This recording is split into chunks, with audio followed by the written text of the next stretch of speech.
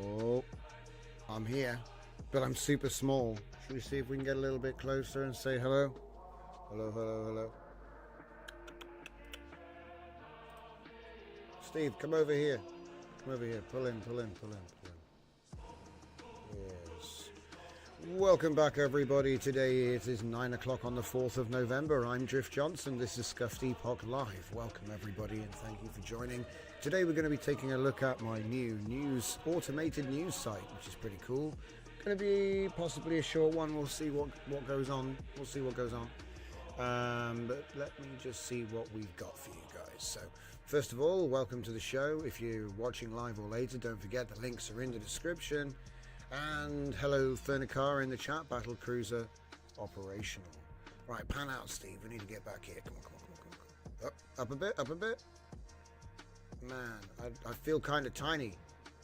Yeah, maybe a little bit closer. Hang on, pull back. Yeah, that's good. I need to get my new desk as well. When's the new desk coming in? All right, well, he doesn't know. We'll get to it. So, welcome everybody. Welcome to the show. Let's get rid of Sharona. Thank you, Sharona, for giving us the opening intro. Very good, very good. So, welcome everyone. Let's just sort Sharona out. She's a bit distracting, right? Turn that off and refresh. Okay. So then, what have I been doing since the last time I saw you? Loads of stuff. We're getting everything ready for season 3. We're going to be making a lot more props tonight. We've spent a lot of time working on Plane Void, which is the new sort of scene tool I'm using now. Like I said, it's going to get better. Steve's new on the job, aren't you, Steve? So hopefully we're gonna sort out the format by the time we get there. More props, more background elements, that kind of thing. I got a bunch more, not just me sitting. So we'll be back to the original format. We have got it. So it's all working nice. Thanks to everybody giving me the ideas on the Discord. Like I said, we've got a couple of little collaborative things coming up. A new Spittoon tool, which is in development. I mean, I don't know if it'll get released. We'll see if it works. But what I want to talk to you tonight is my latest project, which is known as VESTIG, or should I say VESTIG. So, agent news, as many of you know, I want to do a news feature on the show, okay? And we can't really do a news feature when we don't really have any news, right? So let me see. See, I need to get some preset cameras so Steve doesn't have to push the thing around. Don't you think we should get more cameras, Steve? Yeah, you could just switch between them, couldn't you? All right, let's just move it over a bit. Down a bit, up a bit, down a bit, up a bit. Yeah, it's not his fault. I need to give him a little bit more control over this. Okay, so what is VESTIG? VESTIG. What is VESTIG? Or VESTIG if you prefer. What is it? Well, let me tell you. So it's an ultra-optimized automated AI news generation system. Now, I've been talking about this for a while. The original concept was to have Claude Code run agents which fetch news, write news, and then update my website. So it's on the server that the website is on. It has full access to write to the correct folders. So, you know, we have a subdomain of the website, and this, whatever this app is, it's running on the server 24/7, and at certain times of day, it searches for certain topics and then makes a post. Okay? Let me just show you that. I've never even been there. The time is broken at the moment, but don't worry, it's a new feature. So, what is VESTIG? VESTIG, or VESTIG, whatever you want to call it, is basically an automated news site, fully automated. And I want to explain to you what we went through building it and stuff. Now, at the moment, the automation is broken. I broke it last night somehow. But it doesn't matter. Okay, it doesn't matter, we can fix it. But the point is, you can see it's got lots of news articles. These were all generated while we were testing the site. So as you can see, it's doing style transfer with for each topic. It's got a different style. Okay. And it's going to write reasonable articles. I mean, these are not bad. These are not bad articles. Okay? So it's quite interesting what it does. And essentially, it's going to cover all these different topics. So if you want to just look at LLM news, you've just got LLM news. Okay, now you'll notice some of them are square, and some of them are full wide. And the reason for that is that this is done by Gemini Banana, you know, and then this one is done by ChatGPT 5 Image Mini. All right, so this costs 1 cent, whereas this costs 3 cents. Okay, and the thing is, I managed to get the cost of the page down to 0.25 cents. Sorry, 2.5 cents. Was that right? 2.5 cents? Yeah. So $0.02 basically, right? So each page, the writing, all of it. And I want to show you how I did that, because we started off, like I said, with an ABCD type system. So let me just get my extremely expensive multi-billion-dollar research tool. And we will get the paintbrush. And it's, oh yeah, that's right, the best time. It's the best time of the show. So if you were to imagine that this is the research agent, I'm going to say it at the top. Research. Wow, that is a big research. Research. Cool. And then we'll do orange for assembly.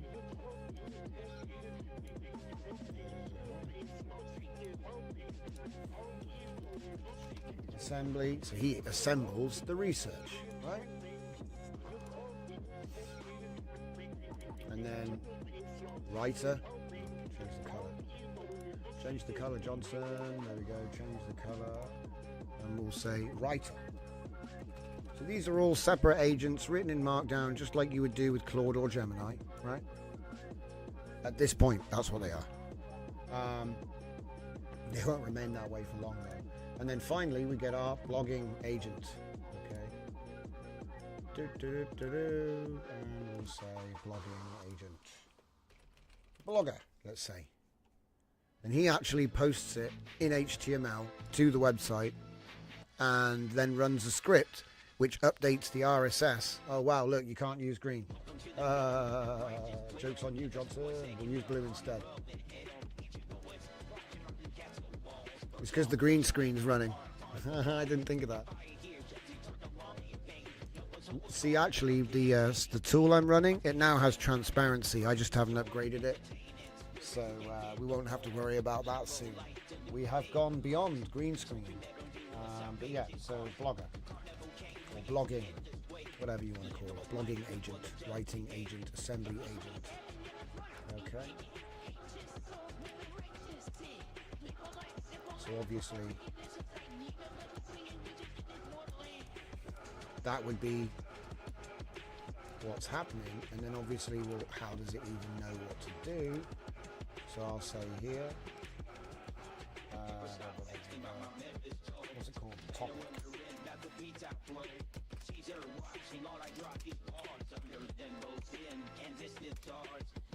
Topic. Yeah. So time of day, topic. In it goes. Okay. So at the time of day, topic, and now we have new post. New post on website. That's what we had to start off with. And the problem was that this was all Sonnet 4 in stage 1. So it was all Sonnet 4. So Sonnet 4, Sonnet 4, Sonnet 4, Sonnet 4. 4 calls to Sonnet 4. Very expensive. But it has prompt caching, which makes it 90% cheaper, and it's worth pointing that out. Okay? So even though what I'm about to show you is crazy, if you're being honest, it's not such a big difference, because Sonnet 4 does have the prompt caching, and it is actually 90% cheaper. So it's not, you don't pay the full cost of those 4 API calls, okay? So let's just be real about that. Right. And the version 1.0 in the repo, when it gets released, is that. Right. So then what I want to talk to you about is how we get to the holographic folded version. So the holographic folded version would be down the bottom, and it would just be, there he is. Just, that's it. Hot folded. In fact, I folded the team already.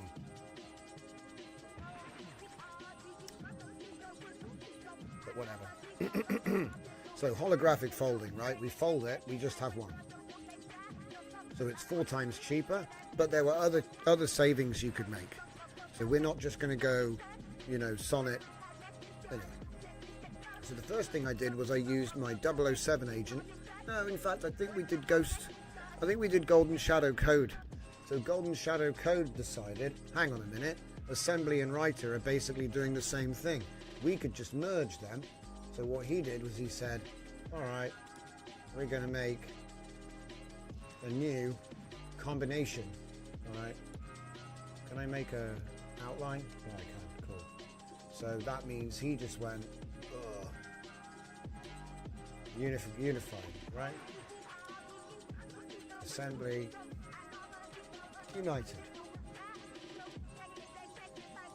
Okay. I hope that makes sense. So the first thing we did was we combined these two. And then also we found that Sonnet 4 was actually faking results. So we found that we're going to use Grok 4 for the research. So Grok 4, fast, online.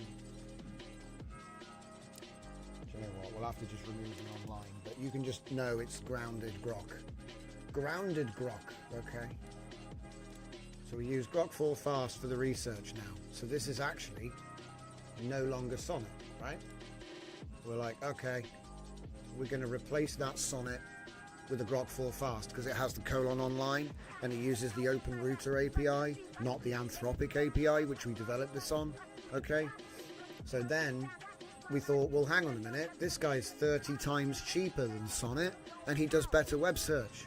So I thought, well, can't we just have can't we just have Grok 4 also do the United version as well? Okay.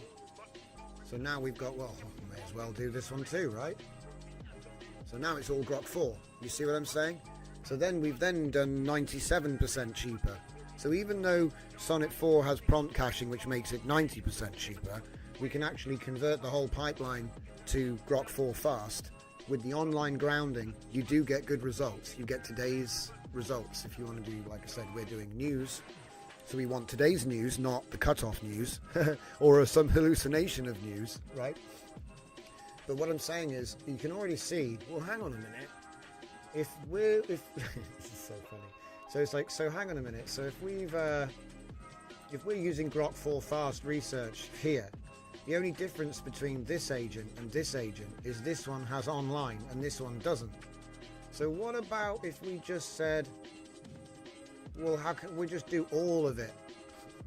Okay? Because think about how we've been slimming it down. So eventually it ends up being Grok 4 fast research. He does pretty much everything in one go. So he does the research, the assembly, the writing, but then he also does the blogging, but he does it in a slightly different way. It's not really an answer, it's triggering the scripts when he's done. Yeah? Because the blogging side is automated, you know, copy the output to the template, make the template live, that kind of thing. But that's how you end up going. That's how you end up going from there to there. And if you look inside the thing, it makes sense, but essentially we've collapsed the prompts down and clearly separated them in the definition of what the agent's doing so that now it's just one call. So then it goes from being dollars to 12 cents to 2 cents, okay? And obviously if you're able to do 2 cents, that means we can spend money on images, right? And so what we found was, that Gemini is about 0.03, and this is image to image, not text to image. And GPT-5 image, was it Image Mini? It's a bit of a mouthful, but that's the one I'm talking about, GPT-5 Image Mini. That one was 1. So obviously if you're running like an automation task, that's preferable to that. It's 3 times cheaper. So when I start saying stuff like 300% cheaper, put it in context, that's what it actually means. But the thing is, think about it like this. If you want to make 10 posts automated and you want them all to have an image, that's going to be 30 cents. But with this, it's only 10.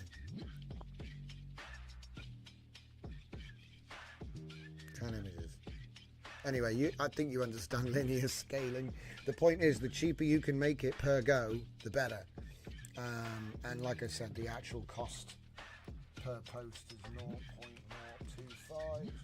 0.025. So most of the scheduled posts are going to be doing the GPT-5, but then there's a few like weekly ones which I've put on the expensive image gen because they're like wider. That's why I showed you that first. So with all that being said, we started off with a Sonnet pipeline that was multi-agent. We then optimized it, so there was only 3. We then optimized it again because to improve the research, and then we optimized it again to switch it over to Grok, and then finally again to turn it into just one call. Because the thing is, it wasn't that complicated what he was doing.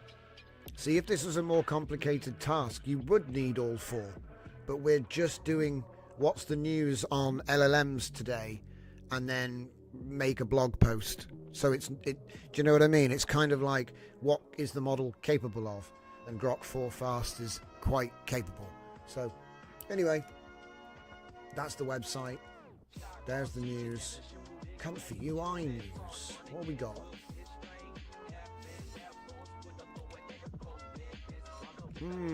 Comfy UI news. Obviously what I'll do is I'll go on the day and go, oh, these ones look interesting, and then we'll take a look at them. So I won't be like looking at all of them right now or anything, don't worry. Well, another standout is the WAS node suite, praised in the community wiki for its versatility. It adds utilities like color masking, color correction, and audio reactive visuals. Does it? I'm gonna have to go check out WAS nodes again. I think I've got it. All right. So, VESTIG. So, holographic folding architecture 3.1. Agents collapsed into a single call. It's now got a 2-agent pipeline, folded agent to blog agent. There's 11 AI-focused news topics with thumbnail generation. It doesn't matter how long. So this is the other thing. Everyone's always focused on speed, but if you have scheduled posting, it doesn't really matter, does it? It doesn't matter because you scheduled it. So you could just schedule it. If it took an hour or 5 hours to do, you just schedule it 5 hours in advance. And then you can still do it every day. You see, this is the sort of thing I'm looking at. Automating the pipeline to the point where there's a website in the cloud that just runs it for you. And then people can see the result on the public page. So, but you'd be surprised how cheap it is. You can't even load a plan into VS Code for this.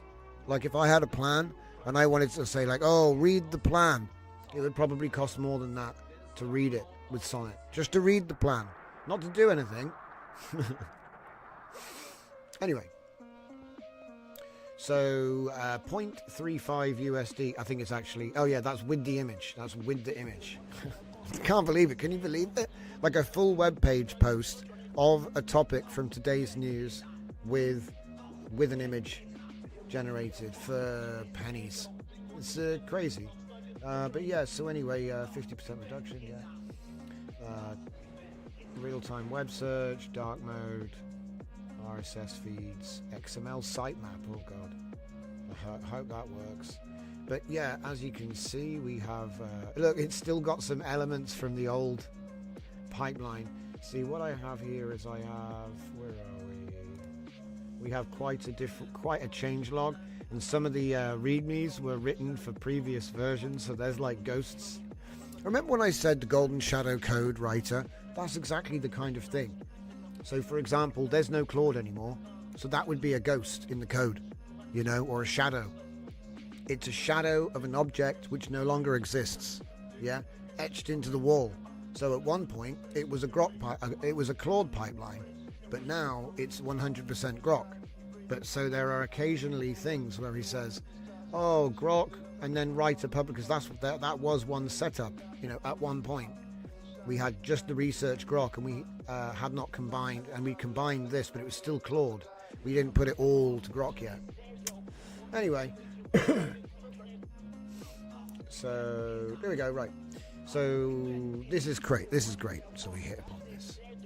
In version 3, we introduced the holographic folding architecture, which is a breakthrough technique that collapses multiple proven agents into a single API call without quality loss.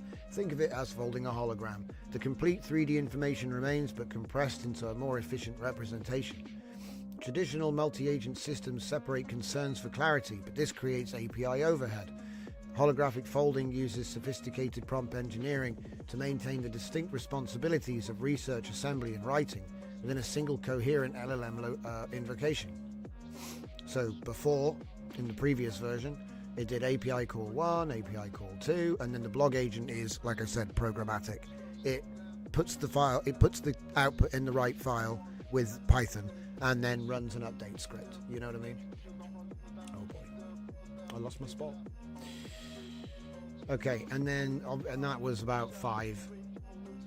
Even with Grok 4 it was 5, and then with this you do it in one API call, so obviously that is less. Whatever it was, it's going to be less, so it's quite dramatic. I think 50% at this level, to get 50% is kind of crazy, because this is already super low. It's like, how can you make it cheaper? Obviously, if you're just doing the hybrid swarm, costs this much, by the way, just for the record. Hybrid swarm in single mode is the same as folded for cost. So the thing is, with the multi-agent architecture, the orchestrator always gets a call, and then the sub-agents always get a call, even if you collapse them like that. So this is kind of fun. Anyway, keep separation of concerns.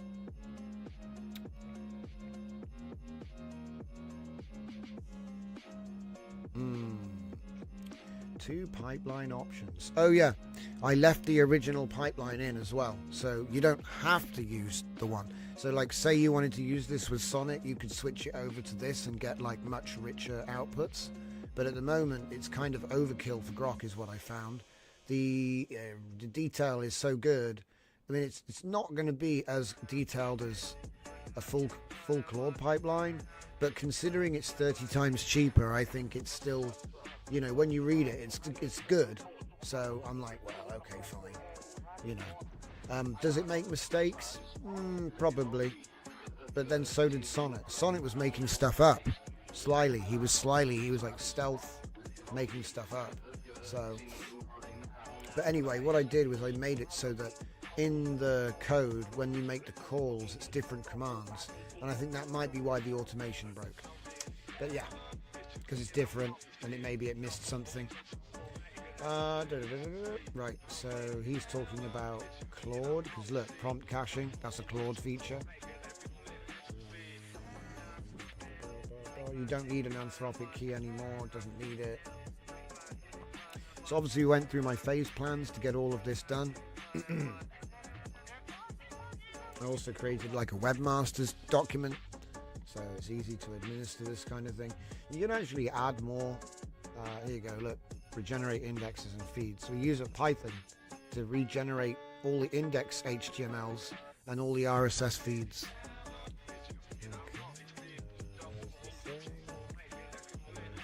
There's how it's set up inside.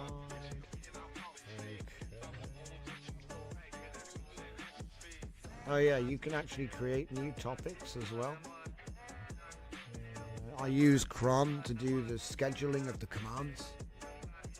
Did you just... No, you didn't. I was thinking there, did you just...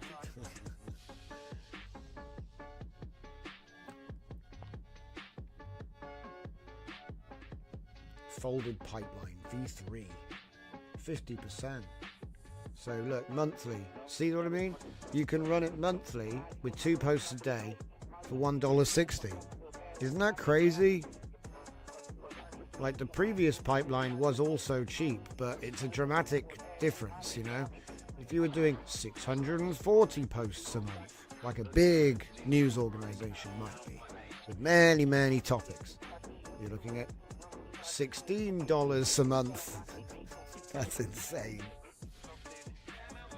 And like I said, the images are all custom because you put your style source in and you get to pick what the prompts are going to be. What I've done is I've taken the article title and used that to drive the prompt. So it's like a style transfer with just throwing the article title in. It's actually very simple. Very simple. Okay. Content output. 768 posts a year. But we've actually upped that because there's now 6 posts a day. Because it was so cheap, we went from 2 posts a day to 6 posts a day. So that means it can actually cover all the main topics every day, and then it can do a bonus topic which happens once a week. That's the idea. Just like, sorry, 5, there'll be 5 topics that get covered every day, and then also additional topics that happen once per week on a different day of the week. So it's got a kind of nice rotation. And the idea is that I need a researcher so that when I want to do this news segment we're working on, we've actually got stuff to look at that's interesting, and I don't want to be wasting time. So I thought, how about we just make an automated news website and it can do the research while we're sleeping. That's the plan. And it was working until I made it better and broke it. So classic Johnson move. But as you can see, it's just running with standard virtual hosts and, like I said, cron tab, right? So this is how it runs, look. And this is a really cool way of doing it because it's kind of like, where are we? Well, I think you get it. I don't need to draw another diagram. The point is that it's working on whatever it is. It doesn't have to be what I've built here. It could be something else. But the idea is that instead of trying to make a website where people log in and spend credits, you have your own server where your thing is installed and it's doing stuff on your website which people can then come and visit and interact with. So it's like kind of the same thing, but they're not actually clicking a generate button. The server is. That's the concept. The server is generating the content, and then the viewers come to see what's new. They don't need to log in because they're not spending money. You are, but you're spending less money because everybody's coming to see the same content instead of millions of people showing up and trying to make a cat, you see, and then you getting burned with the server contract. Anyway, yeah.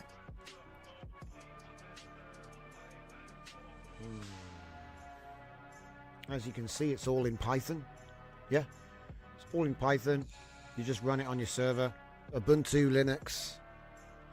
You can, if you don't know how to do Apache web hosts, I have been through it with my brain. I put my brain in a jar and I've had him walk me through it, and it's been fine. Yo, Full Dive, welcome to the show. Glad you're here. How am I doing today? I'm doing much better, actually. I had a rough couple of weeks, guys, but I pushed through, went in hard on the work side, and got a load of stuff done which would never have gotten done. So I'm kind of like, it's like a curse and a blessing at the same time. But you gotta take what is it? Silver lining, I guess. Yo, Afix, welcome. Good afternoon indeed. So, like I said, this is what it does every day. It verifies posts are publishing, reviews the Grok web search. No, sorry, these are my tasks. I have to do this. Let me get to the bit where he's doing what he's doing. Moving stuff out. There, right. That's interesting. So say you wanted to, you want to run. Oh, these are all, there's no slashes. They're supposed to be slashes. Okay, great. Well, anyway, there's better documentation in the actual documentation. So previously completed. Oh yeah, so here we go. Does that actually show me? No. There we go. So when it first came out, there were 4 agents and 11 topics. When I improved it, we reduced the pipeline from 4 to 3, integrated Grok 4 Fast, put prompt caching in, and it was nice and cheap and pretty good. But if we wanted to generate images, it would have got too expensive.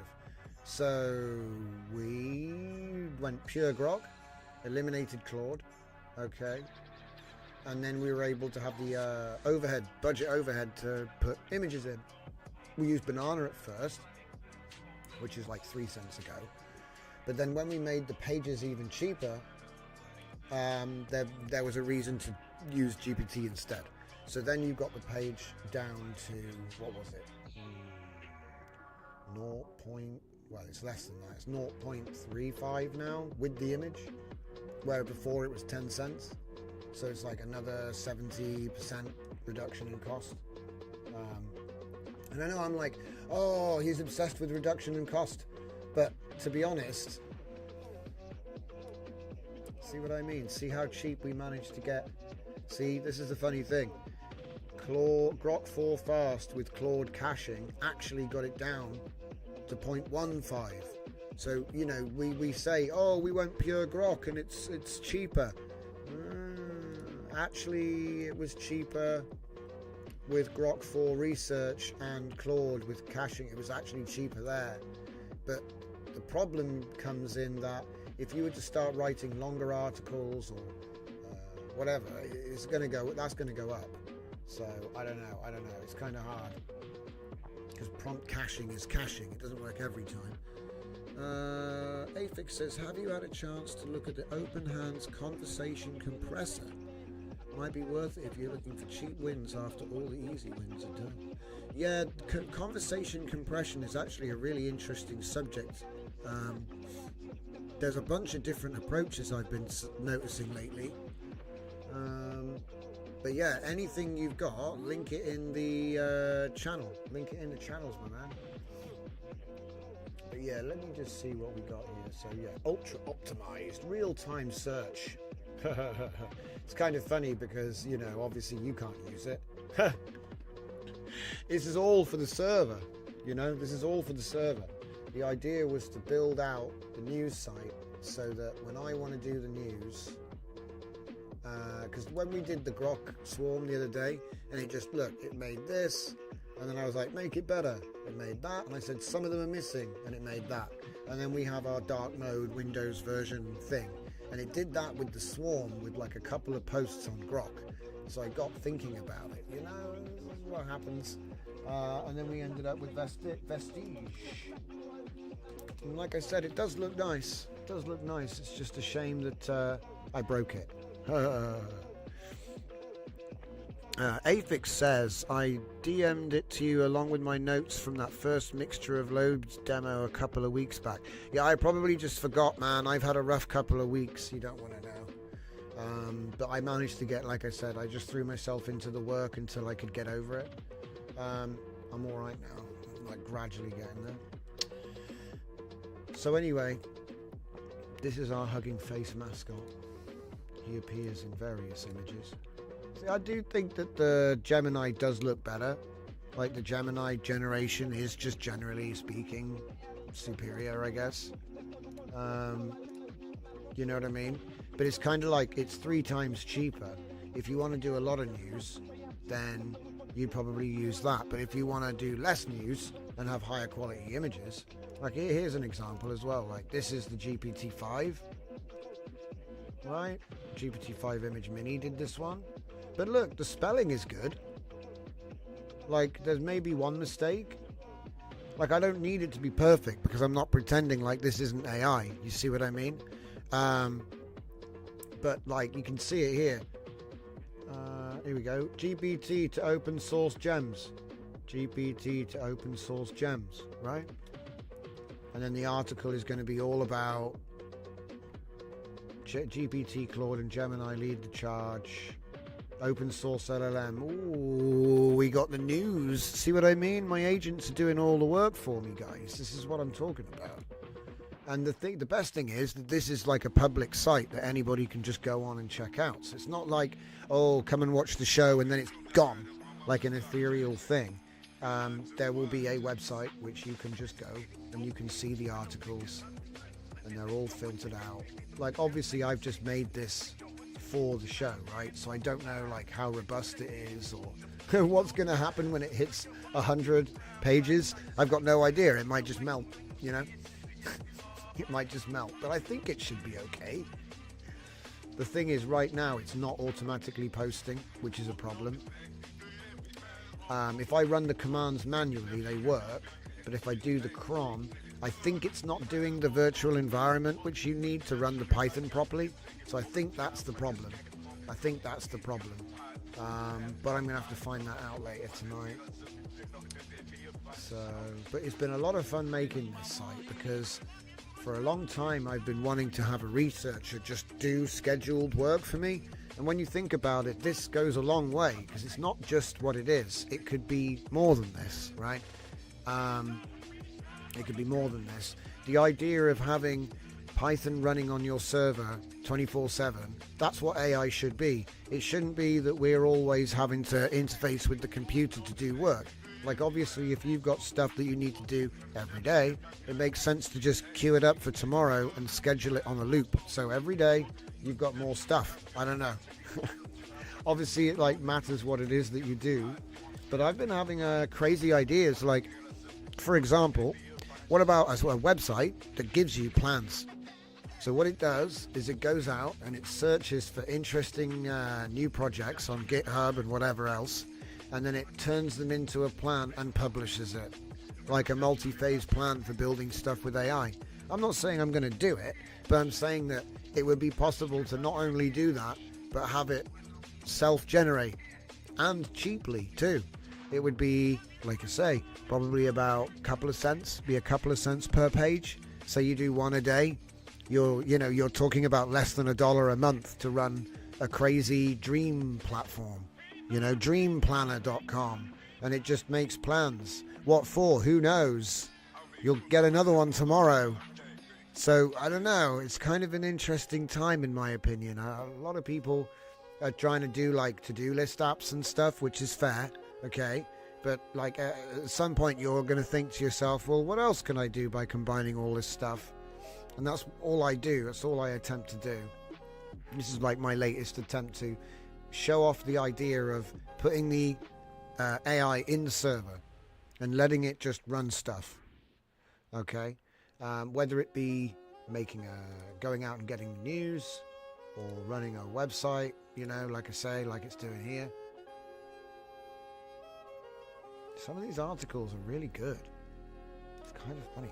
Do you know what made me laugh though? When I was reading some of these, I was like, this writing style seems familiar. Where have I read this kind of news writing style before? So yeah, there is a little bit of that. You go, So it's a little bit revealing by accident, Afix says, Grok gave me something interesting, albeit wrong, output when I asked it to condense an entire conversation into an image. The convo was about how to do occult, banishing, and invocation rituals. Yeah, that sounds like it definitely broke. I will say, right, one thing that I didn't mention.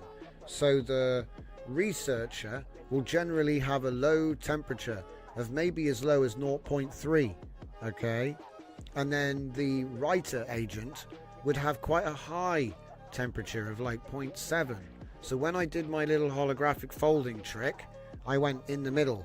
So the temperature of the agent is 0.5. And I will say that Grok does respond strangely to temperature. So if you can expose your temperature value when you're using Grok, you will have more fun with it, because you'll be able to tune his craziness a little bit. You can kind of tell him to calm down by just reducing that number, and obviously you can make him more excitable by increasing it too. But he does eventually just start doing what you were saying. He starts going on over crazy stuff. But yeah, the plan with this website is it's going to be posting regular articles across all the categories every day. So it's got a countdown timer, but I just put that in. It's probably not even synced to the right clock. And if I'm being honest, I think I broke the cron tab last night, just before I went to bed. But there's plenty of articles on there at the moment. Really, yesterday was all about overhauling for cheaper image gen and cheaper pipeline. And like I said, we did achieve that. That's what we did. So a recap. Sonnet. A, B, C, D, merged B and C, changed A, research agent, to Grok 4 Fast Online.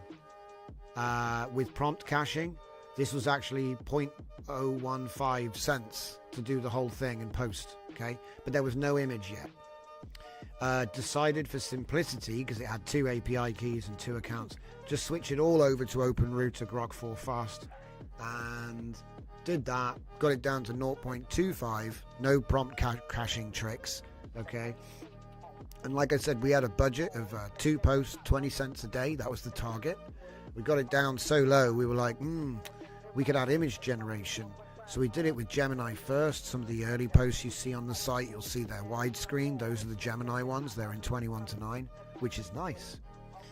Good quality, very good style transfer.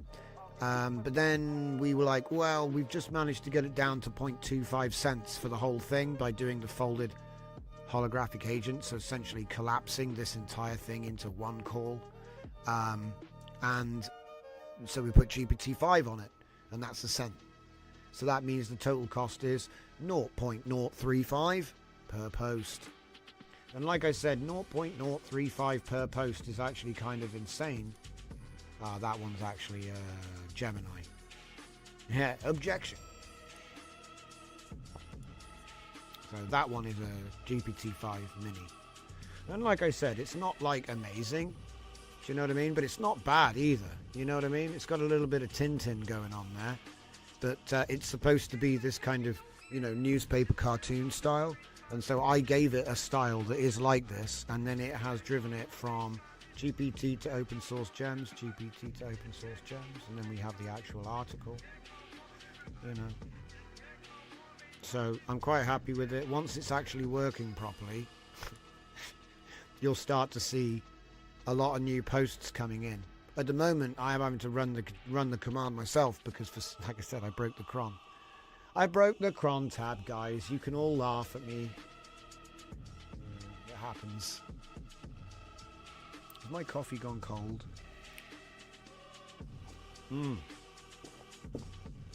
I need to shoot a new scene where I actually have the coffee cup. Yeah.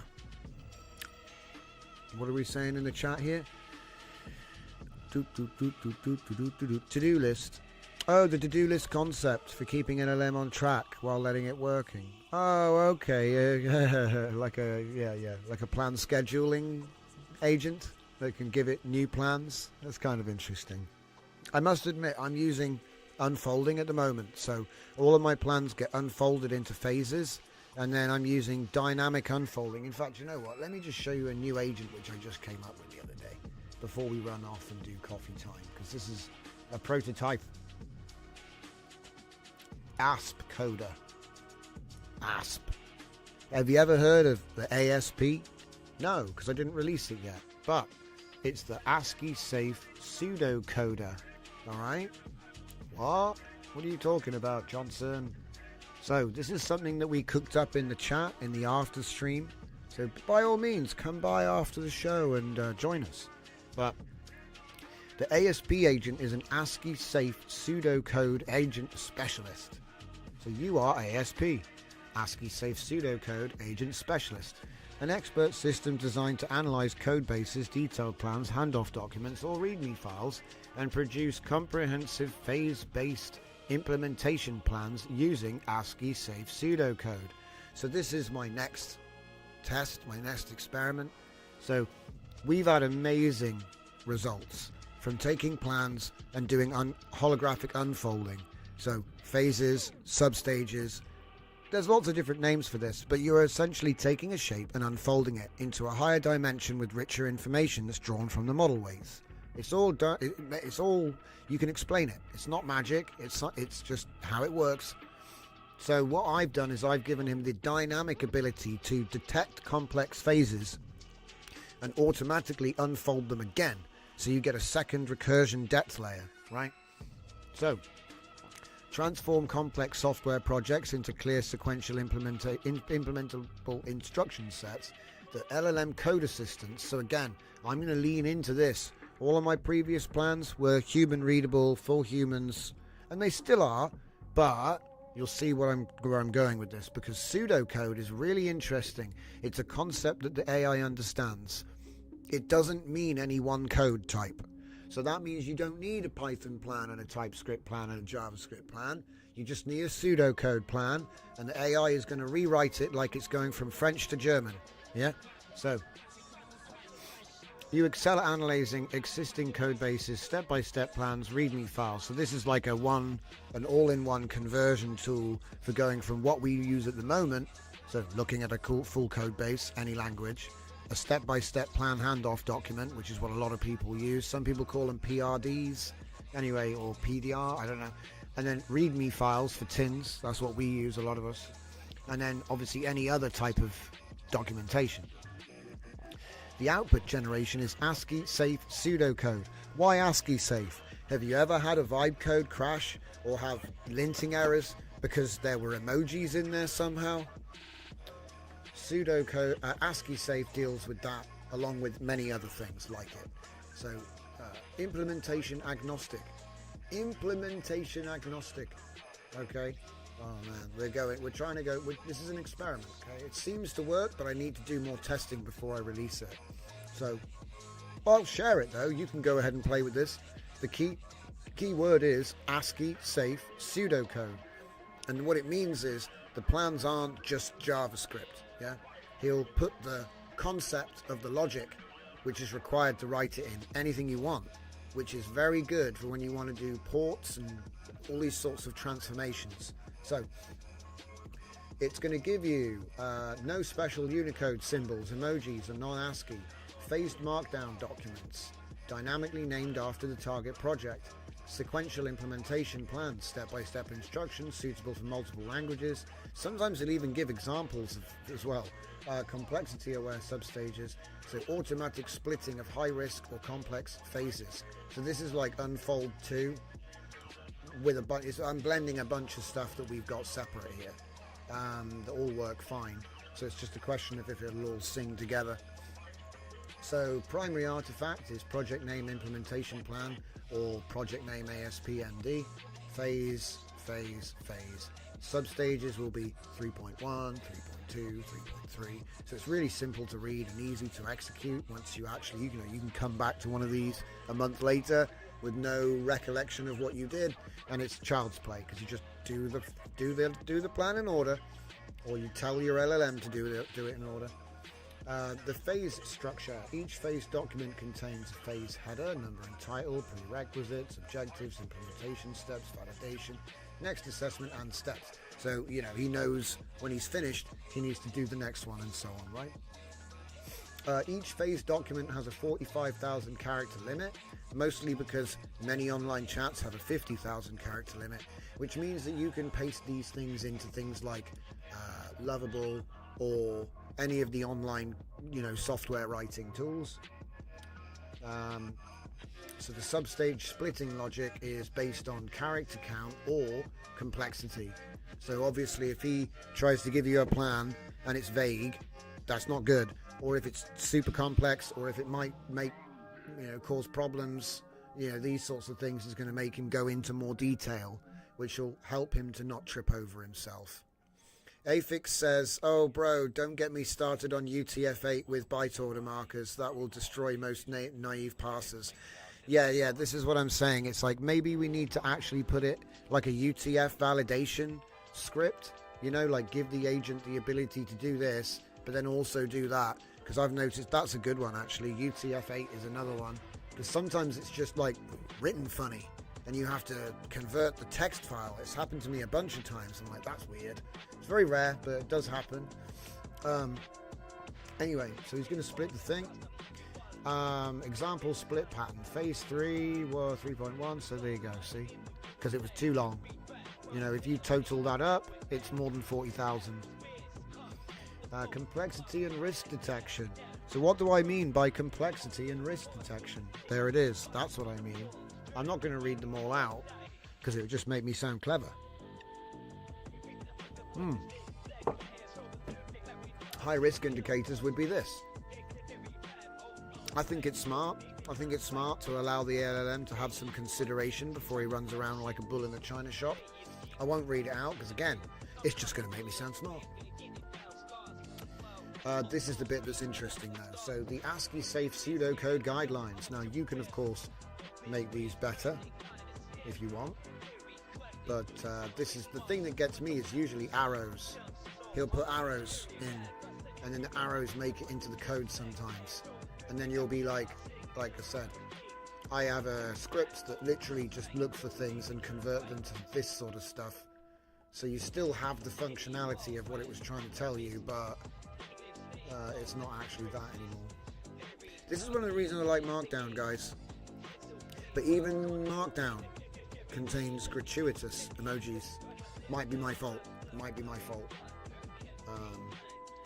I did go hard on the emojis in the AI readmes for a while there. So sometimes it's like self-inflicted, really. But as you can see, we got a template for the markdown plan. Step. What is it? Pitfall. And you might think, well, this is all very well and good, but do you got anything to actually show which is like done? And I'll be like, yes. How about a TV show tracker app, which I made earlier? Now, obviously, it's not made, it's just the plans. But as you can see, we have all the phases. No substages, though. Obviously, nothing was really that complicated. So this would be a dark-themed web application for tracking TV show progress with persistent browser storage, backup, restore functionality, episode navigation control. So you add your show, and you have a plus minus. You finish the show, you hit the plus. You know, there's a link to the URL, so you can quickly go to the site where you watch it. I don't know where you watch it. Could be many places. I think I initially made this for like reading books, like finding your page number and stuff like this, but it works for all media really. So anyway, he's going to make this in React for me. It was originally an HTML file, guys, but as you know, React can make us a website too. It does feel, doesn't it feel a bit crazy? You know, you have an HTML file that works, and then you turn that into a React app, which you then build for web.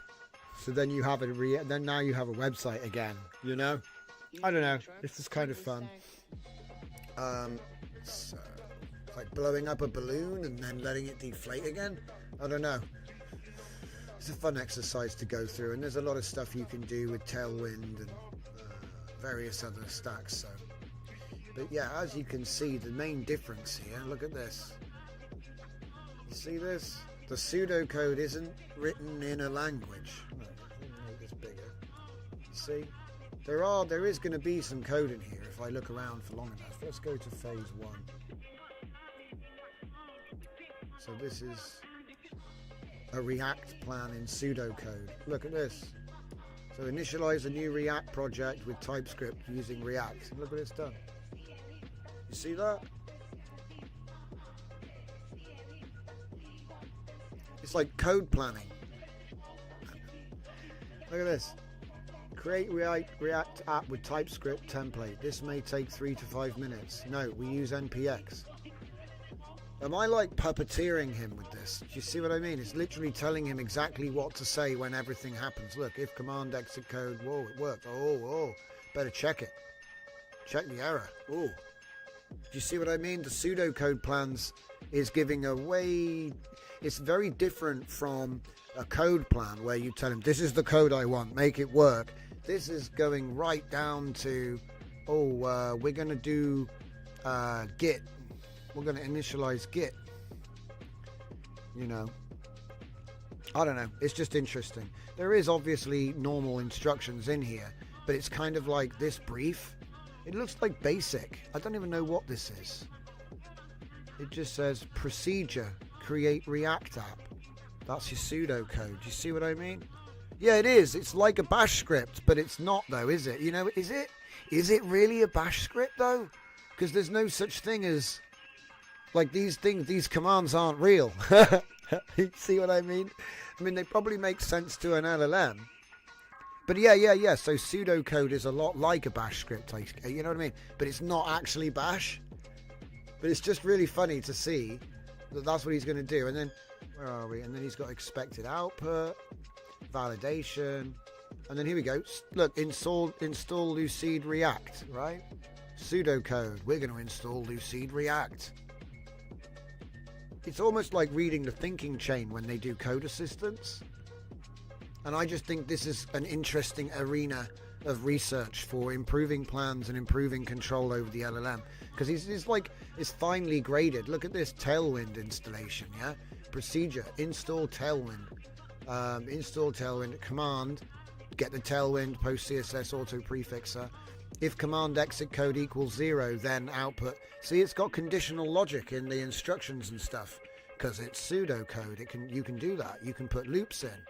If, look at this, if If, else, end, else, end. Catch. Catch, try. Brilliant. What's this here?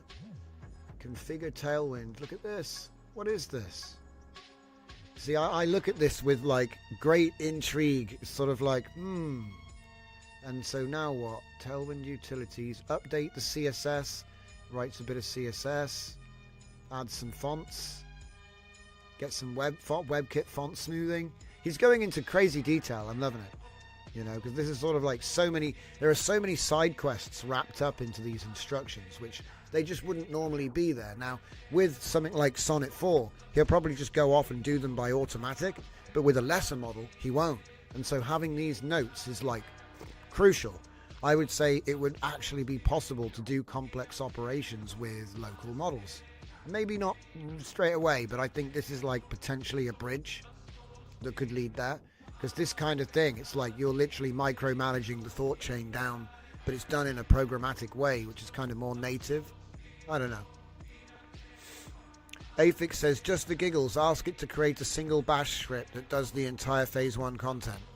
Okay, I'll do it. Use the phase 1, what was it? Use the phase 1 pseudocode to write a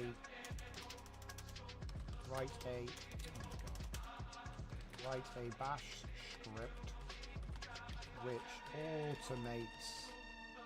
automates the whole of phase 1.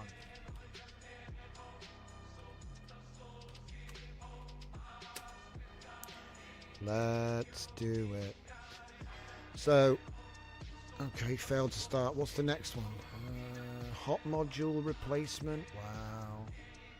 Port, if port is set. Oh, set the new port. Look. Oh, just make a new port. Clean up default files. Wow, dude, he's actually cleaning up after himself. I've never seen this before. He's like, yeah, we don't even need all this stuff. You can delete all this stuff now. Wow. Oh, look. There's your bash script, look. Implementation notes. So what's it say? Remove unused files. Keep. Understand the project structure. Pseudocode. Look at this. What? Pseudocode. Final project structure after phase 1. Declare structure as string. Explain key files. Declare explanations as object. Dude, this is crazy. I can't believe how crazy this is. Because it's giving me everything I want. Without me needing to do any side quests. There's no emojis. There are no emojis, Fernie. We fixed it. There's no emojis now. That's why we did. See, pseudocode didn't work because it contained loads of emojis. But ASCII safe pseudocode, on the other hand, it does this, which is kind of even cooler. So yeah, it goes through all the dependency checks, validation criteria, verify package, verify tailwind. Look at all the checks he's giving me. Tailwind, hot reload, pitfall. Wow. NPM opens wrong browser. So, big old checklist. Very professional. I would say cutting edge. The next one is the storage API implementation, but that doesn't matter. It's just browser storage. It's going to give me a whole page on browser storage. Yeah, normally emojis aren't a problem, guys. It's just certain compilers freak out, which isn't fun. So we're almost done with that. Should we get like phase 4? Phase 4 is a little bit, what's that? Track progress? See, this plan isn't that interesting, really.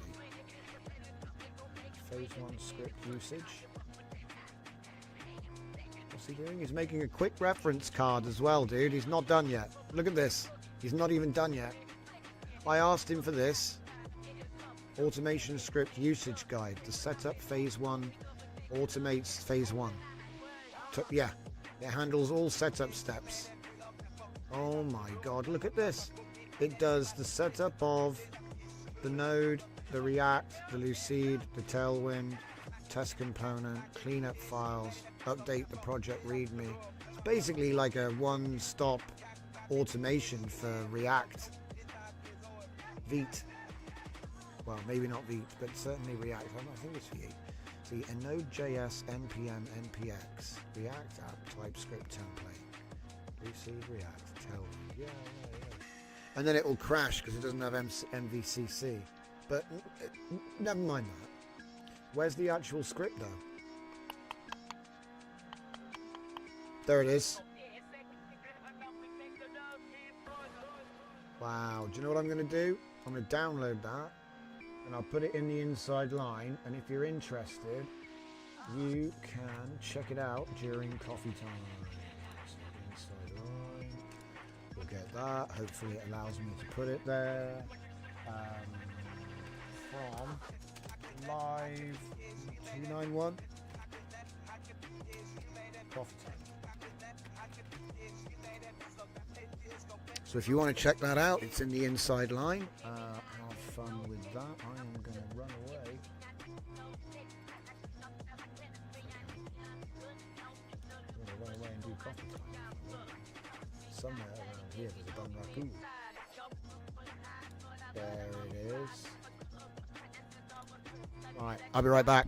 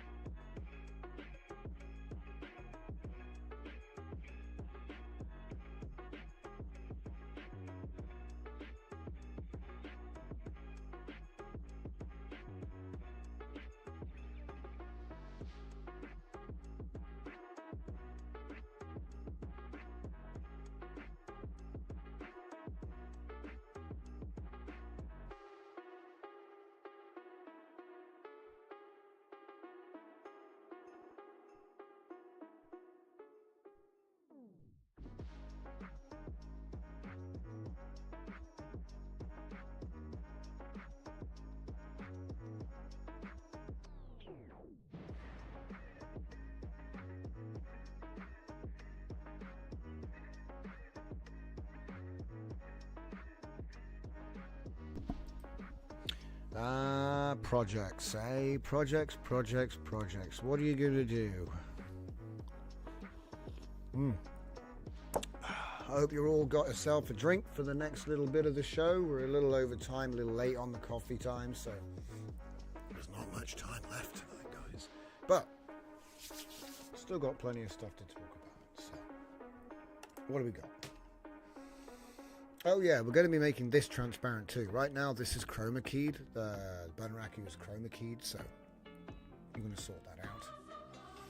Do you know what? I feel like I should be behind a black bar. Yes, there's a black bar. Black bars on the stream, see? So I'll have to put that back. I'm kind of like... I guess I did always used to stand just in front in the black spot, actually. It's fine. Anyway. Streaming consciousness live. So, citations are up.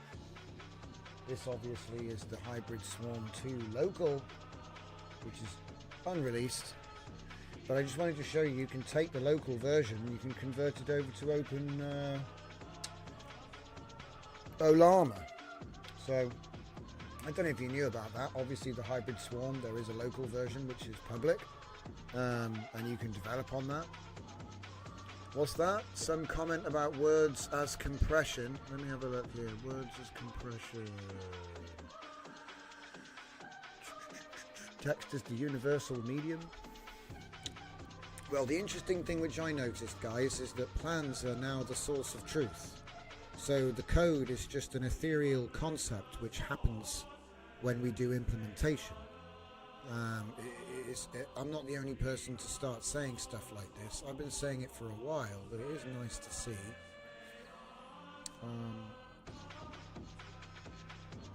Just trying to find it.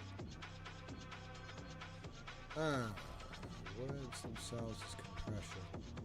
Words. Yeah, but that is essentially how a lot of NLP works and how the vectors are trained. So that's why it works. But you're not wrong. Like I said, you can use implied speech, which wraps meaning inside a concept rather than trying to describe everything in insane detail. But yes, a lot of the stuff that I share involves stuff like that. So yeah, I'm definitely agreeing with that. But yeah, let's get back and see what else we got to talk about. So we looked at Agent News, we looked at ASP Coder. The Plain Void canvas that I'm using right now is a previous version. I've got a newer version now, which is working amazingly well. Hybrid Swarm Local, obviously we talked about that just now. So it's Olama. It runs my swarm with Olama. You can get the same results for free, and it's less than 4 GB model. I used parallel execution with 1 GB models, and it was running 3 Gemma 3s, and they were racing to give me the best answer. It's fine. It's great. So it probably will be releasing this soon. Okay. TV Tracker React as a plan. Careless TRPG2, we showed you that the other day. Vector 4 is out. We showed you the speed up. We did a 2.5 times speed up on that. Splatoon Evo, that's out. All of the new Splatoon stuff is out. The JF that we did. We looked at that. We looked at just about everything, guys. I'm just being real. We looked at just about everything. But the fun don't stop. So, as you know, Steve, remind everybody that we're in the studio. What? He says. No, I said, right, just center the camera for me. Okay, are we good? Yes. Okay. So we're going to go from here, right? Okay. So, basically what it is, right? We wanted to use this app, but we didn't want to use the green screen. And the thing is that, do we really need to use green screen? You see what I mean? Do we really need to use green screen? Like at the moment, I'm using green screen, but that's because the version I'm using right now doesn't have this new feature, which we do have. It's been done. And I put the documentation for, like, you know, seed plans for LLMs if you want to do it. But essentially we were like, oh, we want to make an OBS camera. Okay. It turns out you don't need to do that. That's way more complicated. But you could have many OBS camera sources which are always in the scene, and then you could switch between them. You can do that. That's a thing you can do. You can place them in 3D space, you can have them running, and then your app, so I could have like camera 2, camera 1, and switch between them, you know, like a TV show. Okay. But here's the thing, and Afix, you're going to love this. It was so much simpler. We don't need 60 FPS digital green screen with NVIDIA cards because you just make the canvas transparent in the first place. Imagine your app has an alpha channel. It was so simple.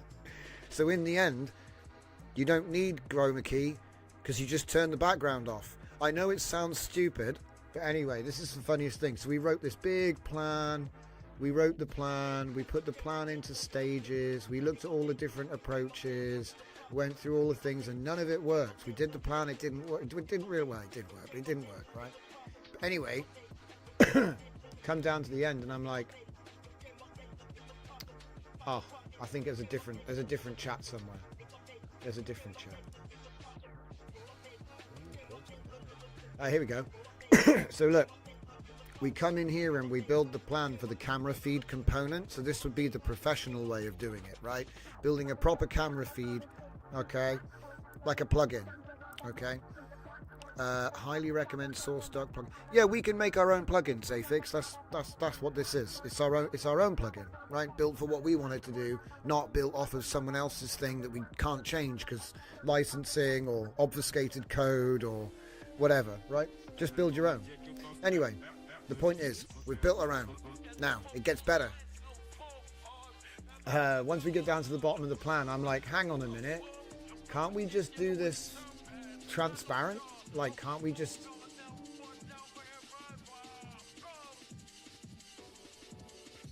Yeah, look, I gave him the plan. Yeah, it probably was in the last one, actually. Do you want to use memory? No. If I want it, I'll turn it on.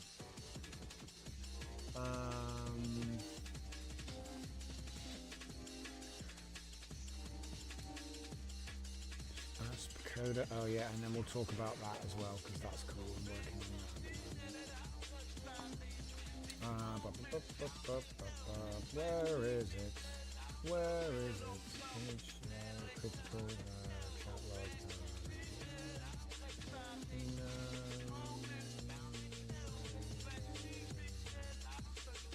I think it's this one. Oh, no, wrong. Wrong. You lose. That one? There you go. Scene background is set to null, not a color. CSS override, render alpha disabled, OBS caching, blah, blah, blah, blah, blah. But yeah, so in the end, we didn't actually, yeah, it was broken. We fixed it in the end. But,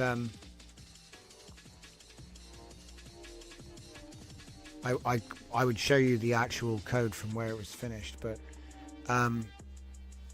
yeah, so the point is that you just have no background in the scene. See, at the moment we're using chroma key, so if I brought out something green you wouldn't be able to see it, which isn't great. In fact, we did it earlier, look. So, oh, am I using chroma key? Green. Can you even see green? It's black right now. And then I'm gonna draw a green. Can you see this green line I'm drawing? So that, yeah, limitations of using green screen, right? So obviously that's not a great solution. Okay. So what I do is just make the app transparent, which means that there is no green screen because the app just doesn't have a scene. Anyway, I've said it many times now. It's funny how, you know, you can over-engineer a solution. Because, you know, think about what we were going to do. We were going to do like a 4-stage, what was it? We were going to do like a 4-stage plan with an express server. And this is really good. But it's over-engineered if all you needed to do was set the scene to transparent. Yeah, you can. You can see the edges. Yeah, yeah. You can see the edges. Yeah. But that's my point. We fixed this. The version I'm using right now is kind of like primitive. Looking at the scene right now, I seem like I'm really far away. Come in on me, Steve. Come in. Closer, closer, closer. Oh, I see what's happening. I'm only in the bottom corner of the screen. I didn't realise. Okay, it's like picture in picture, but you can't tell. Okay. We'll leave it there. We'll leave it there. We'll leave it there. I feel wonky. Have you moved the... Anyway, we'll just move on. It feels like I'm on a Dutch angle or something. Don't worry, I'm going to get rid of the pumpkin. It'll be rotten if I don't clean it off the desk by tomorrow. Afix says, never reinvent the wheel unless you really want to learn something about wheels. Yeah, I'd rather not. We'll leave the wheel physics to the experts, as they say.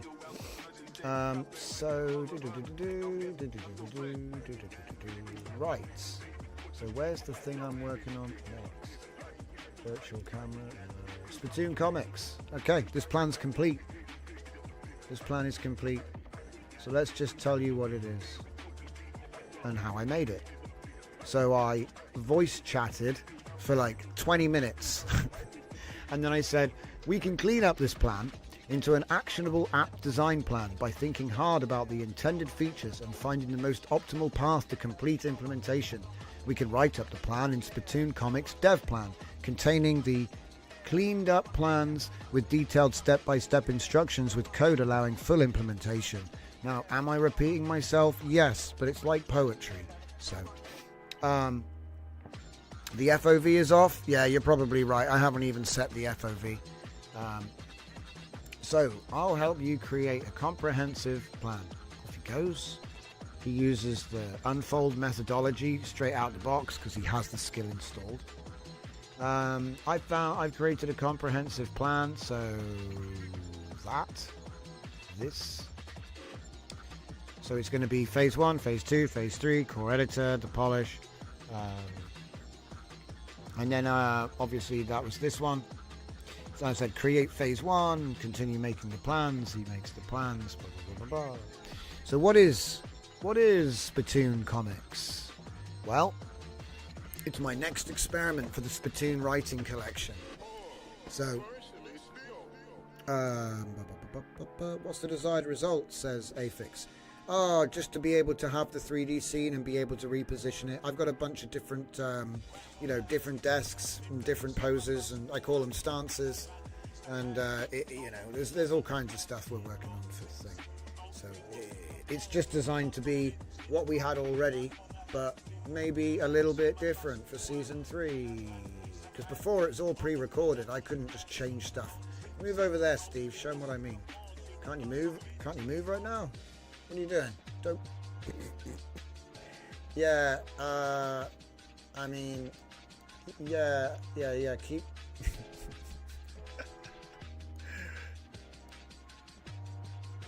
Make me really small and in the corner. Yeah, there we go. I don't know. I think, yeah. Good stuff. You stay there, okay?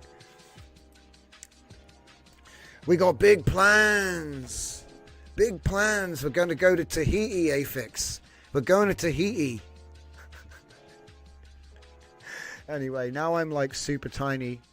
Let's have a look at this. So, Splatoon Comics is a React-based web application that transforms written story pages, so like the ones you may have made with Narrative Splatoon or any of the Splatoon writing tools, into visual comic strips using AI-powered image generation and intelligent story analysis. Probably won't work, willing to give it a go. The application provides a wizard-style interface where our users upload story pages, which are automatically analyzed and broken down. It doesn't automatically make all the images. Don't worry, I'm not that much of a hack fraud, okay? It will give you prompts which you can edit, and then if you don't like it, you can retry. That's the idea. I'm taking advantage of the card-based layouts that I use to restyle them to make them look like comic cells. That's the plan. Each cell is, automatically broken down. Generated using AI image generation with style transfer. Okay. Convert text into visual comic strips with minimal effort. AI-assisted prompt generation for each cell. Character consistency through reusable character library. Speech bubble system export to XML or PDF. So there you go. And I want to have a bubble system. So I want to be able to take the speech. So like it'll read the page, yeah, and it'll say divide it up into scenes like a storyboard would, but it would be scenes of prompts for the cells. And then if it detects someone speaking, not only will it will make sure there's a cell for that line to be said, but it will be a system for bubble. Somehow a chat bubble system is what I want, right? So that it can just put the overlay for you on top of the artwork and you can just make it look right. Basically, that's the idea. It's like a separate overlay system that deals with the text bubbles. But it's like it should be pre-filled with what the line is for that. Yeah. Trying to make it easy is the idea. And then you work on the cards in the pages and you should be able to generate out your page. And then, like I said, it's just a case of working through the pages and the story informs what should be there. So then it's just a question of tweaking this to see if it's viable. If it is, it'll come out. So, see, the tricky thing is the image generation. Because what I've been finding is that the image generation has crazy limitations, which means it's more than likely going to end up being like a local app. Yeah, even if it uses API. Because you're going to end up saving images and what do you get, 15 megabytes with Google Chrome? You won't even be able to make one page. Not at a high res anyway. But yeah, the idea, there's a lot of cool ideas in here. Image generation is hinged on style transfer, so you'd be able to attach a character or a scene to a cell and then edit the prompt and try it. That's the idea, to try and do it with style transfer or IP adapter type centric. That's the idea. Oh yeah, the affix with use comfy via API. Yeah, we're going to be going back to FlowRunner soon. I haven't forgotten about it. I decided to shelve it because I knew I had time until LTX comes out. Really, I made it for video chaining when LTX comes out, but it's not out. So I had time. Unless it came out. Did it come out?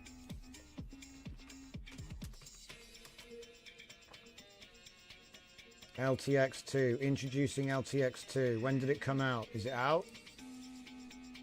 Is it out? Is it out?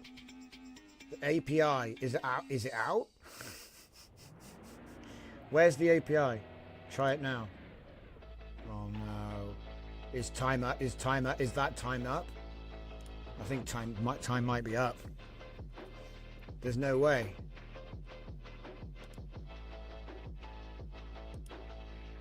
Huh. Well, I better get a video prompt real quick. Hold up. I gotta go get me prompt real quick. Get a book. Whoa, 1440p. Wow. Audio preview. Ooh.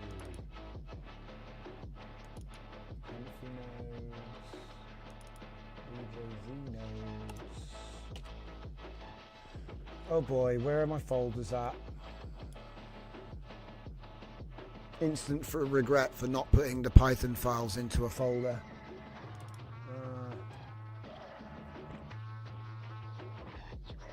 Yeah, we'll do one of them.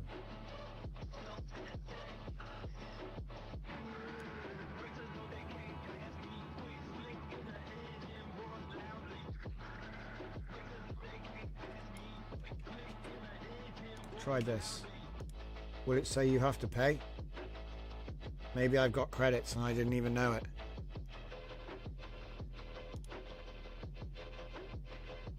I hope not. Wow, look at it go. Alright, well, we might even get a result like now. I didn't expect this. I was under the impression it wasn't ready. Video gen space, image gen space, creator pro actor, rough cut and storyboard. Got image to video too.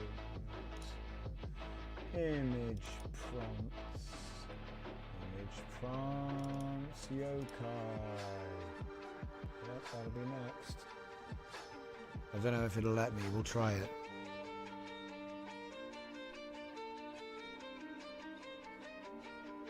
Maybe you only get one.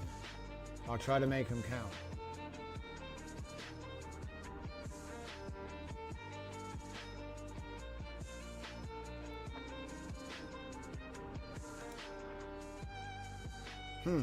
Euclid dancers.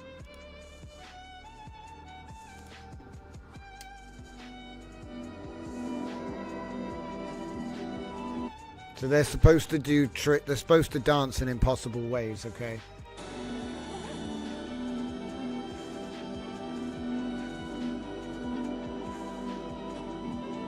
Oh god, yeah, they're definitely like, it's spinal. They're doing weird contortionist stuff.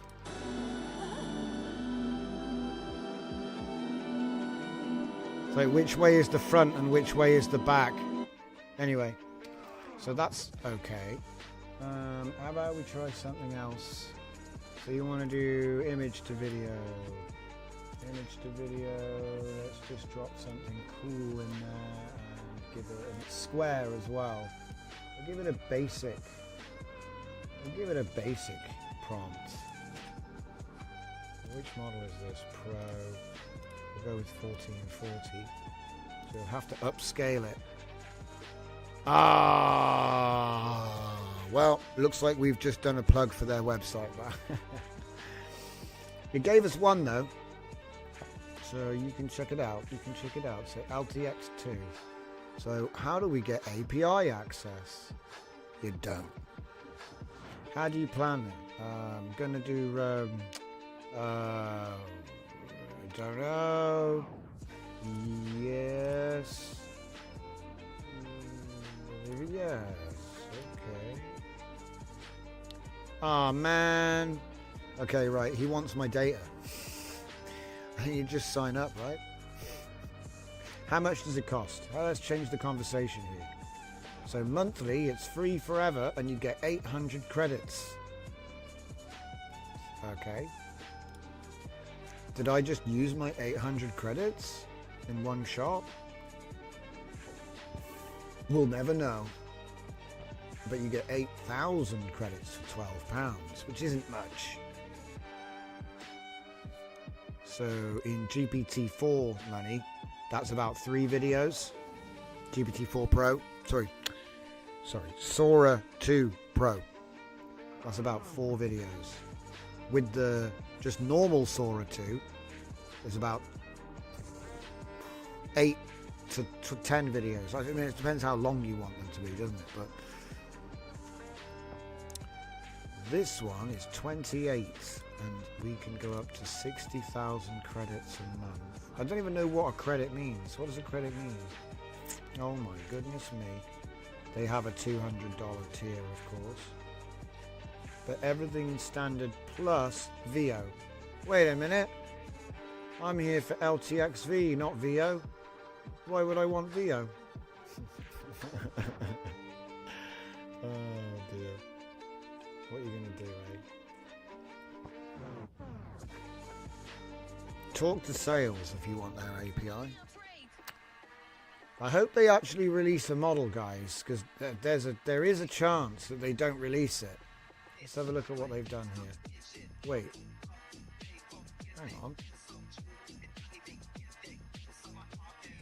This is on their website, isn't it? Right, let's do some research. LTX Hugging Face. LTX video by Lightrix. Lightrix.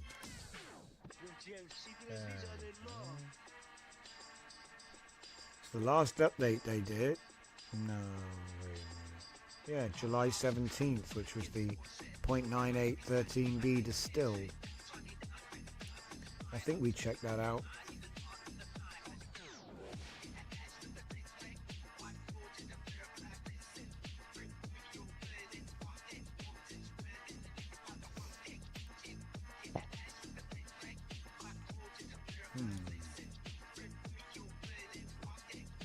That's weird.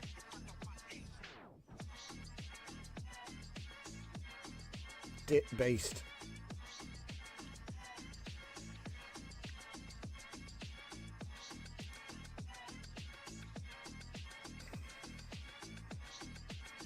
I see Laura, July 8th. That's 9/7 now.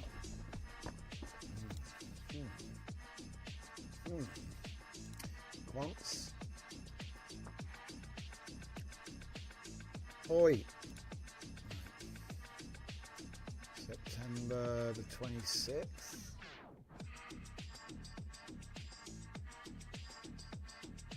It's probably the most recent one.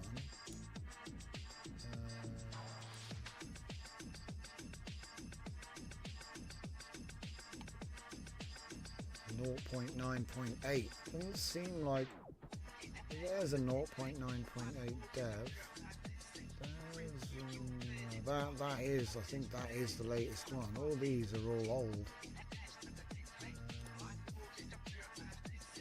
Here we go. 0.9.8 distilled, and it comes in various flavors.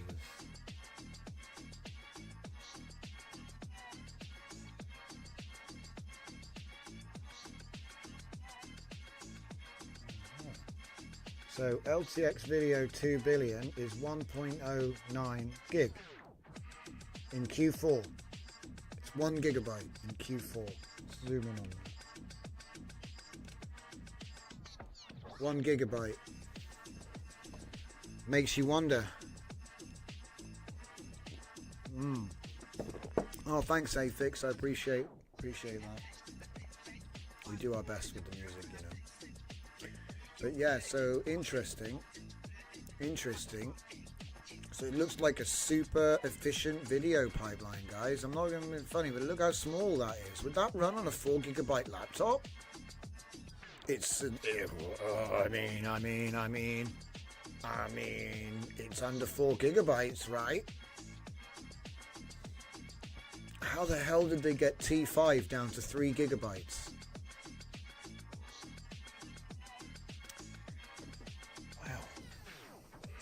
I need this. I need this to test. I need this for testing purposes.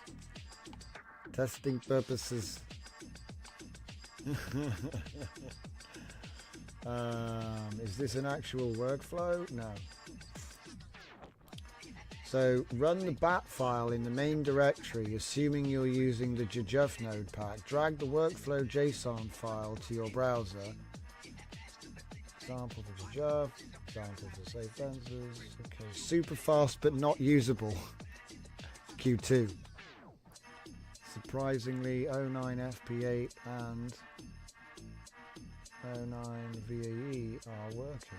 Strange, okay. Mix and match possible. You could mix different VAEs. You could opt to use the T5 scaled or the jjuf, more quantized versions. What? The new set of enhanced VAE from FP8 to FP32 added in this pack. The low RAM version is also available. Update your node for the feature jjuf VAE loader. What? Stuff's been happening while we've been in coding land, I guess. Right, so let's take a look at what's this. So this will be the actual 1 gigabyte for a video model. That's insane. Guys, I don't even know what to say about it. You can still download it, he said. Alright, and then what's it say here? So this is the FP16. Again, only 3 gigabytes. Crazy. And then the VAE, under a gigabyte. I mean, surely you could offload. You know, at the very least, you could offload it. I don't think that download started. I think it's choking. Come on, man. Break through. He's like, ugh, in, out. It's a violation. Chat Pig encoder. So these are all different. Get out of here. That's outrageous. That's outrageous. 100 meg? That can't be right. Byte small glyph XL. No, maybe that's something else.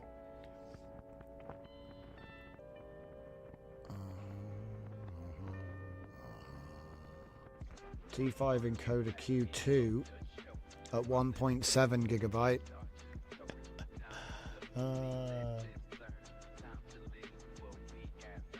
See, try to squeeze. Just try to squeeze it in. Just let me try to squeeze it in. There's also, they got UMT as well. Down to 6. T Gemma 2. 5.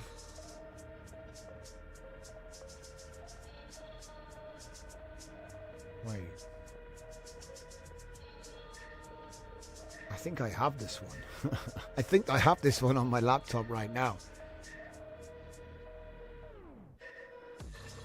Or I think I had it and then I switched over to just using the Olama version.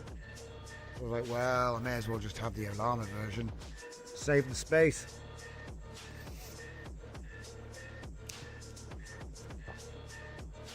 Have we downloaded files yet? Yeah, we have. Okay, give it a sec.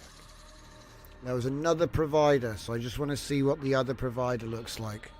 Because, you know, it's all well and good, right? But which one's... Oh, you know, I bet this one's better quality, but less quants or something. Less heavy.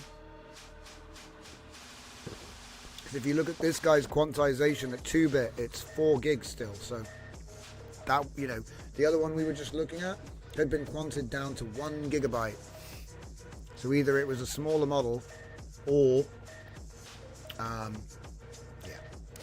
So, this is the one I would probably get on the 4090 because the Q8 is 14 gigabyte model. So that's big, that's a beefy boy right there. But a lot of people say that you wouldn't, you know, most people won't just go for the Q4 is what people say. I think you get better quality with Q8 because it is better than FP8. But if you're not, you know, if you want something other than quality, because I don't know what you're using it for. There's lots of things you might be using it for.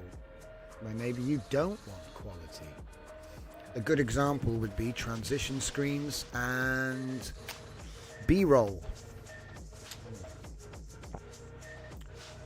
Which is like, you know, just pointing at the ground and stuff and pointing at the wall, and it's not, you know. Diffusion model, text encoder, VAE. This is a quantized model. Other T5 will work. T-cache works, but not very good.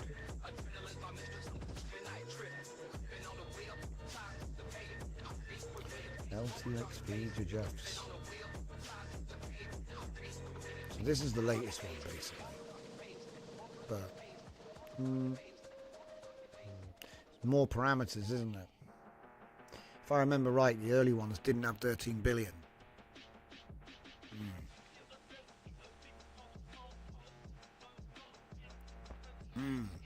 Yeah, these models aren't cut down. Well, you could argue that.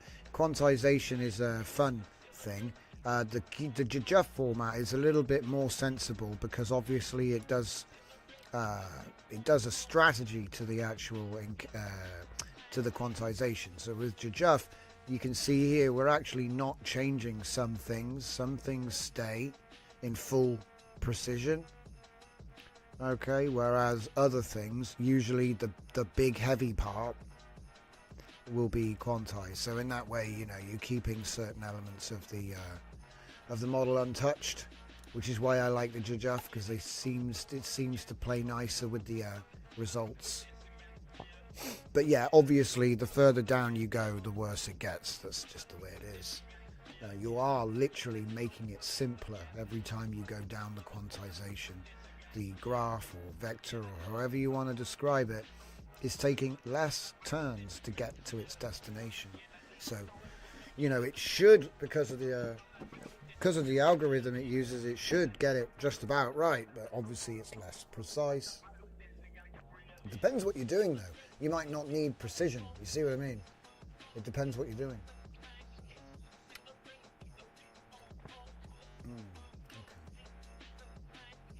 So I'm just going to post that one up in the Discord, mostly for myself so I can remember it, but I'm just trying to keep an eye on things. Here we go.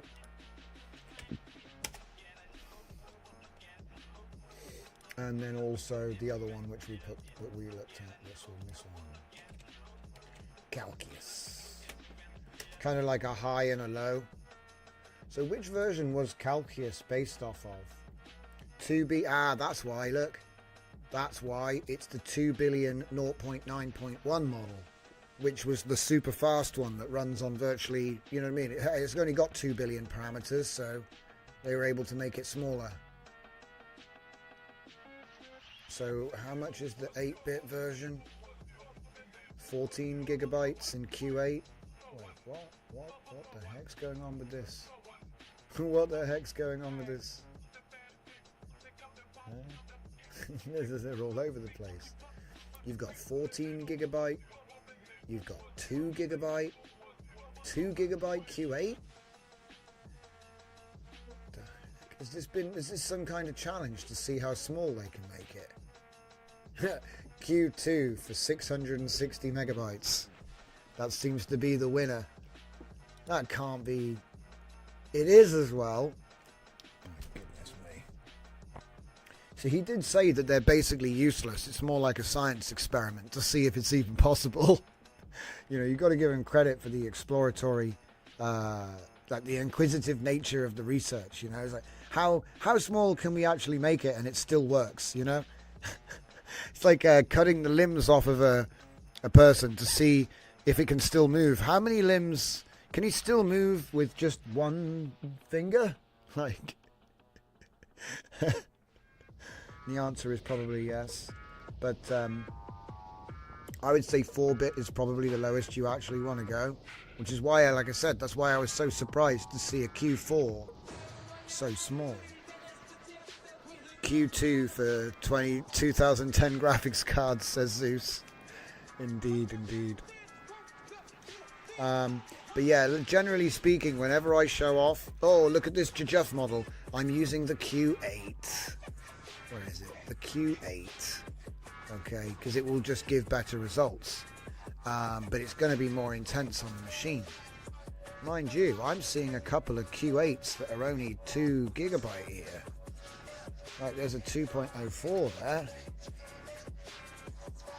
there. Revised.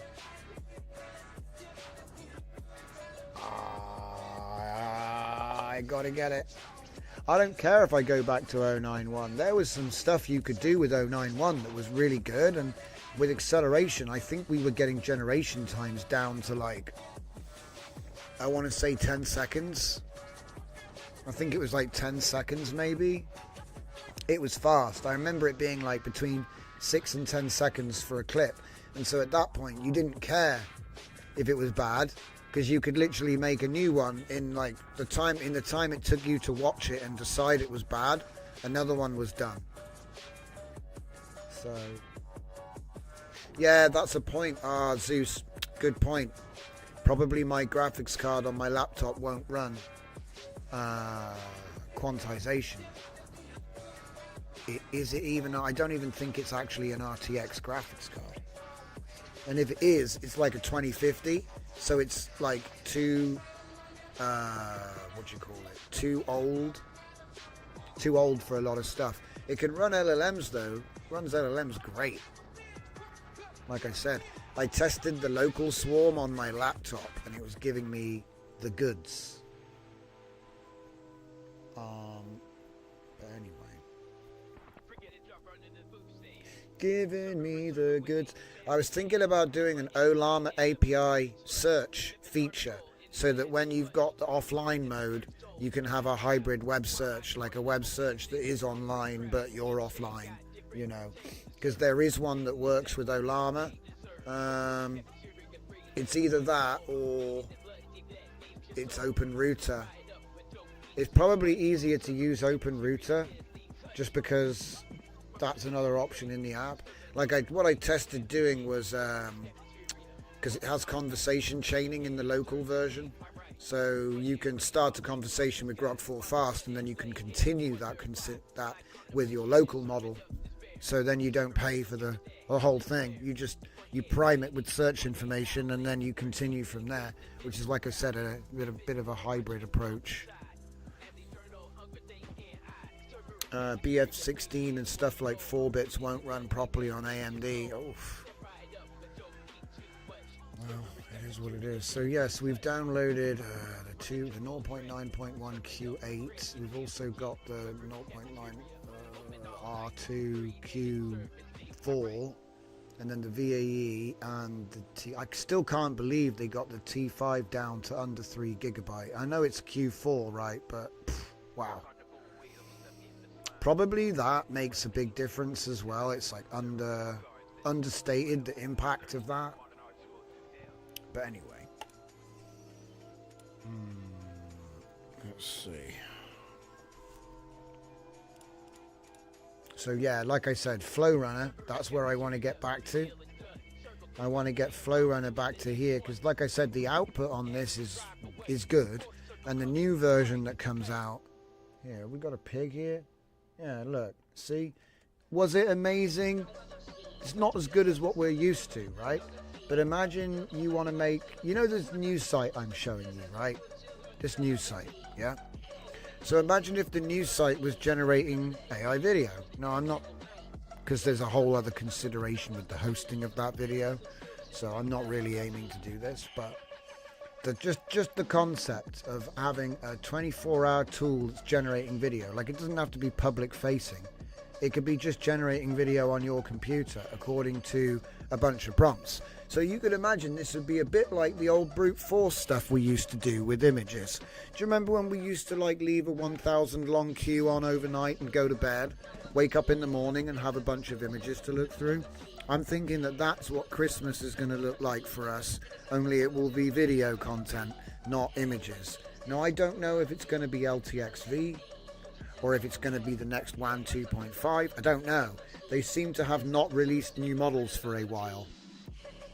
So that indicates that someone's going to release a new model at some point. And when that happens, it's going to be big queues and prompt randomization and no more credits. Because at the moment, there are really good API services and really good video generation models, but most of them are kind of gated. It reminds me of Midjourney in late 2022, when everybody was kind of like being drip-fed JPEGs, with a monthly allocation and a sort of cooldown timer. And because to an extent we have that now with the WAN 2.1, 2.2, but they're still quite slow, and you still need quite a lot of GPU to get decent results. So seeing a fast video generation come out, because you don't need cinematic video quality for every type of animation there is. Like I say, it was already doing amazing quality landscape before. And so it makes you think, well, you could have the tool go out and make you content, and then when you see the list, you go, oh, that I could do something with this. And now you're building on top of a bunch of stuff that the AI spent the last week building for you while you were doing other things. It's the same idea as the news site. I didn't have to research the news because the news agents built the website for me to look at. So taking that one step further as an internal tool, forget the website, but still have the interface for yourself. So it's not published online, it's just on your computer. And then what it's going to do is it's going to use Comfy UI to automate scheduled generation. That's the idea. But I've probably said too much. We'll be back tomorrow. So thank you very much for joining me tonight. And if we're not back tomorrow, we'll be back on Thursday. See, I'm trying to do tomorrow so we can do Thursday off, and then Friday, and then Saturday off, and then Sunday. I need to space things out as we're landing on episode 300. There's a lot of work to do. And my avatar is glitching. Steve, pull it on me for a second here, mate. Steve. Huh? Bring the camera in. Down a bit. It's too far. Oh, it'll have to do. Alright. So thank you very much, ladies and gentlemen. It's been my pleasure. We will be back soon. What I'm going to do is say tomorrow we'll be back, and then we'll do alternate days for the rest of the week.